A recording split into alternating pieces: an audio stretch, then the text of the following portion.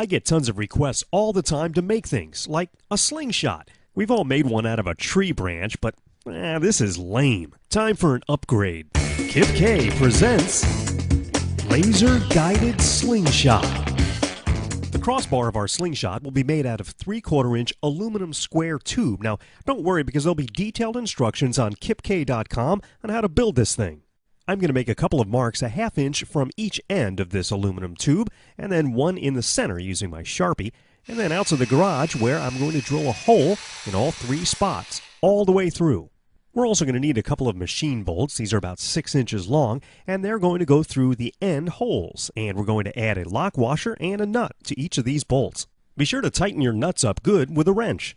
I hunted around in an auto parts store and found this very cool aluminum shifter, and it's got a very special feature which I'll show you a little bit later. We'll need one more bolt to go through the center of our tube, and I chose a flat screwdriver head bolt, and again another lock washer and nut to secure this in place. Now it's time to add our shifter handle over the insert that came with it, and then using an Allen wrench we'll tighten that up and secure the trim ring. Our laser-guided slingshot body is almost done. Now we need some slingshot bands. Now I picked these up because they were very inexpensive and were very well built. You could use rubber bands and a piece of leather, but I'd use these. They just work and look better. Stretch and pull those over the ends of both bolts to hold them in place. And now it's time for the laser. I'm using a very small 6mm red laser diode in a housing with a driver. There's links in the description of this video for the slingshot bands and a laser. And to power it, a small twin AA battery pack that has a nice little handy switch on it. I drilled a small hole the size of the laser on one side of the crossbeam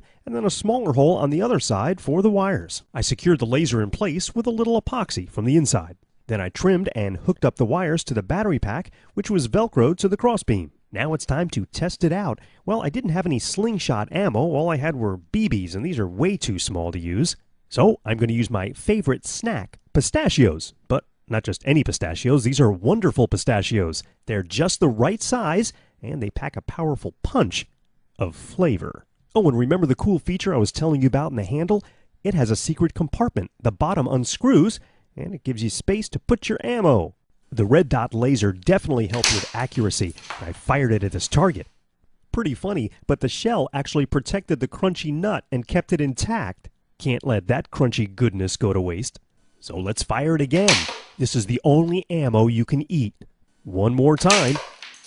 I'm observing the 5-second rule. If you don't know what that is, ask somebody. I also tested it outside to see what kind of range I could get, and this thing fires pretty far. So there you have it, a homemade laser-guided slingshot. So in addition to wonderful pistachios, what would you use for ammo in your slingshot?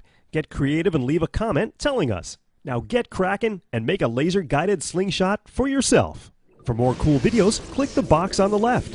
And to check out my laser videos, click the box on the right. Thanks for watching. We'll see you next time.